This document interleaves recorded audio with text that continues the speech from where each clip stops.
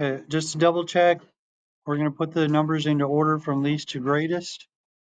So the number that is the least after 12, what's next? 14. Then 17. Okay. 19. 19. 18. Hold on. 18. 12, 14, 17, 18, 19. Slow down. 19. Bro, chill out. 22. 22. 24. Right? 24. 25. 25. 24, 24, 25, 26. How many 28s? 28, 28. Do we have a 32? Yes. No, you did 31. 31, 32, 35, 38. And the number that is the greatest? 42. I'm going to drop the size down just a little bit. Okay, the frequency is, how many times does 10 to 14 happen? 2. Then the next category? 4. 4. 5. 5. 4. 2. 2. And then 1, sir. 2, 2, 1. Okay, so the notes up above, as we watch the video lesson, histograms organize data into categories. Categories using frequency intervals or interval frequency.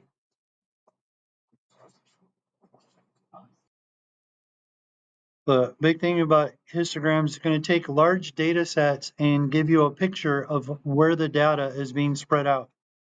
So the frequencies are then graphed using bars to represent the number of times the number occurs within that interval. Yeah, come down below, make sure you have the categories listed.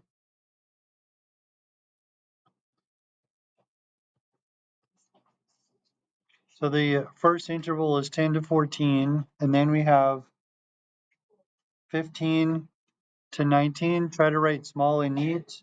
We have 20 to 24. Any numbers that are 25 to 29. 30 to 34. 35 to 39. And then the largest or highest numbers are 40 to 44. From the video, they looked at the highest number of frequencies up above. The highest number was 5. So he created a height of 1, 2, 3, 4, 5, and then 6. So the first one happened 2 times. Label the top 2. If you want to shade them in, that's fine.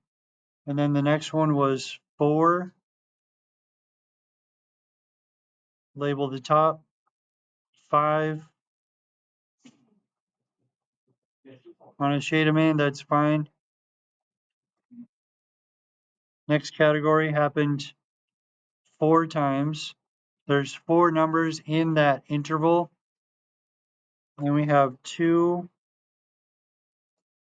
2, 1. So it just means we have 2, 2, and 1 of the numbers within the category. So after we set up a histogram, or we're just reading the histogram, we can start to ask some analytical or interpreting questions. So what is the fraction of cars that are within this interval? So we look at the interval, circle 10 on the bottom, and then go all the way over to 29. You can put a bracket on it to help you understand what's in that interval. So then you look at 2, 4, 5, and 4. Those are all the frequencies that happen within that zone. So you add them up. 4 and 4 is 8, plus 2 is 10. So how many cars are within that interval? 15. 15, and we're going to make a fraction out of 15 out of total. What is the fraction? Part to total. Add up all of them, 15, 17, 19, 20. And we can simplify that, divide both by a factor of 5, and that simplifies to 3 quarters. 0.75. The interpretation, we look at the interpretation, 3 quarters is 75% of these vehicles are within the range of lower miles per gallon.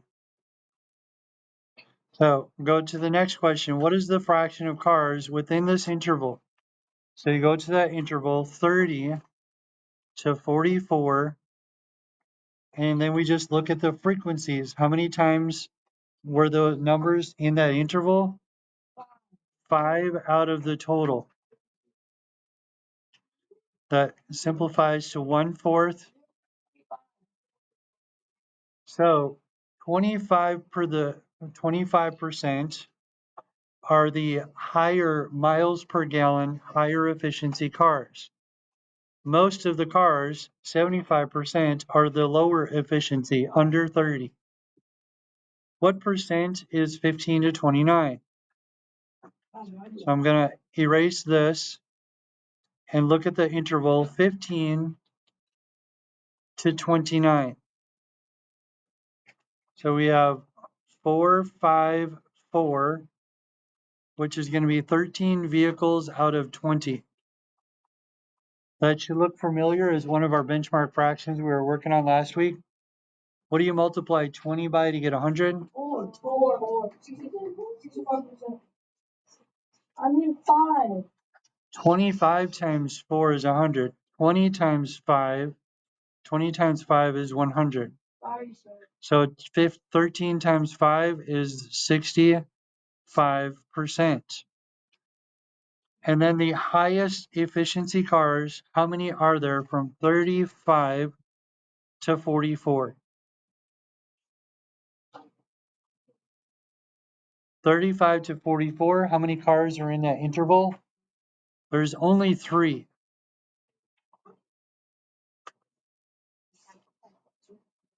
And what do you multiply 20 by to get 100? 5. Times 5 times 5. So out of all the vehicles, what percent are the highest efficiency? 50%. 15%.